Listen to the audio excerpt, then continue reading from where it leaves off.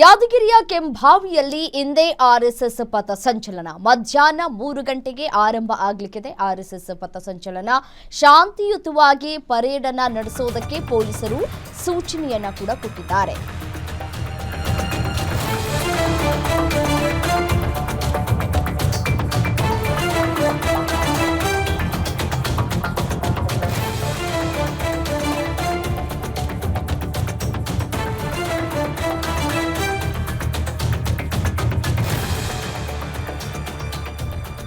ಯಾವುದೇ ರೀತಿಯಾದಂತಹ ಅಹಿತಕರ ಘಟನೆಗಳು ನಡೆಯದಂತೆ ಎಲ್ಲೆಡೆ ಖಾಕಿ ಕಟ್ಟೆಚ್ಚರವನ್ನು ವಹಿಸ್ತಾ ಇದೆ। ಪರೇಡ್ ಮಾರ್ಗದಲ್ಲಿ 300ಕ್ಕೂ ಹೆಚ್ಚು ಪೊಲೀಸರ ನಿಯೋಜನೆ ಕೂಡ ಆಗಿದೆ। ಪಥಸಂಚಲನದ ಮೇಲೆ ಕಣ್ಣಿಡುವುದಕ್ಕೆ ಡ್ರೋನ್ ಕ್ಯಾಮೆರಾವನ್ನ ಕೂಡ ಬಳಕೆ ಮಾಡಿಕೊಳ್ಳಲಾಗ್ತಾ ಇದೆ।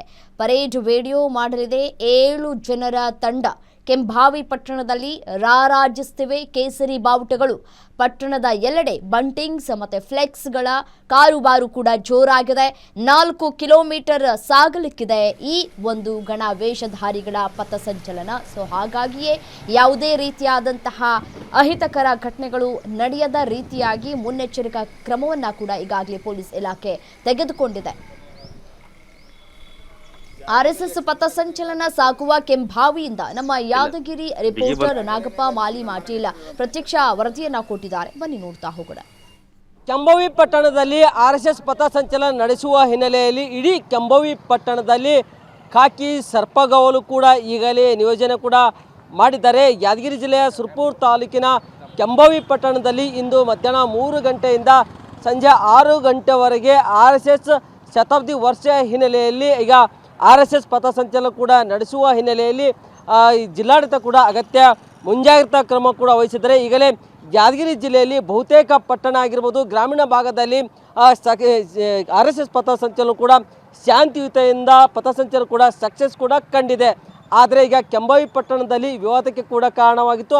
ಆ ವಿವಾದ ಕೂಡ ಪಥಸಂಚಲನ ಮಾಡುವ ವಿವಾದ ಕೂಡ ಈಗ ಸುಖಾಂತ್ಯ ಕೂಡ ಕಂಡಿದೆ। ಆದರೆ ಏನು ಕೆಂಭಾವಿ ಪಟ್ಟಣದಲ್ಲಿ ಶಾಂತಿಯುತವಾಗಿ ಅಚ್ಚುಕಟ್ಟಾಗಿ ಆರ್ಎಸ್ಎಸ್ ಪಥಸಂಚಲನ ಕೂಡ ನಡೆಸಲು ಜಿಲ್ಲಾಡಳಿತ ಅಗತ್ಯ ತಯಾರಿ ಕೂಡ ಮಾಡಿಕೊಂಡಿದೆ। ಪ್ರಮುಖವಾಗಿ ಕೆಂಭಾವಿ ಪಟ್ಟಣದ ಏನು ಪುರಸಭೆ ಮುಂಭಾಗದ ಖಾಸಗಿ ಸ್ಥಳದಿಂದ ಬಸವೇಶ್ವರ ವೃತ್ತ ಸೇರಿದಂತೆ ವಿವಿಧ ವೃತ್ತದ ಮಾರ್ಗವಾಗಿ ಸುಮಾರು 4 ಕಿಲೋಮೀಟರ್ವರೆಗೆ ಗಣವೇಷಧಾರಿಗಳು ಪಥಸಂಚಲನ ಕೂಡ ನಡೆಸಲಿದ್ದಾರೆ। ಈಗ ಪ್ರಮುಖವಾಗಿ ಅದ್ದೂರಿಯಾಗಿ ಈ ಸಕ್ಸಸ್ಗಳನ್ನು ಕಾಣಲು ಶಾಂತಿಯುತವಾಗಿ ಕಾನೂನು ಸುವ್ಯವಸ್ಥೆ ಯಾವುದೇ ಧಕ್ಕೆ ಆಗದಂತೆ ಪೊಲೀಸ್ ಇಲಾಖೆ ಕೂಡ ಸರ್ಪಗಾವಲು ವಹಿಸಿದೆ। ಈಗ ನಾವು ನೋಡ್ಬೋದು ಕೆಂಭಾವಿ ಪಟ್ಟಣದ ಬಸವೇಶ್ವರ ಸರ್ಕಲ್ನಲ್ಲಿ ಇದ್ದೀವಿ।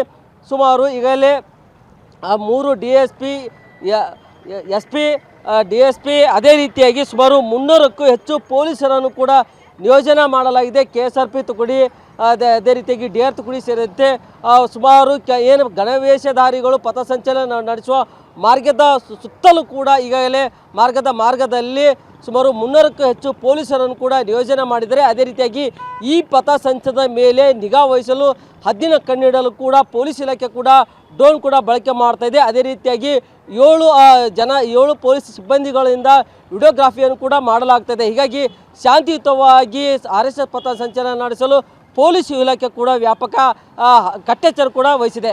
ನಾಗಪ್ಪ ಮಾಲಿ ಪಾಟೀಲ್, ಗ್ಯಾರಂಟಿ ನ್ಯೂಸ್, ಯಾದಗಿರಿ।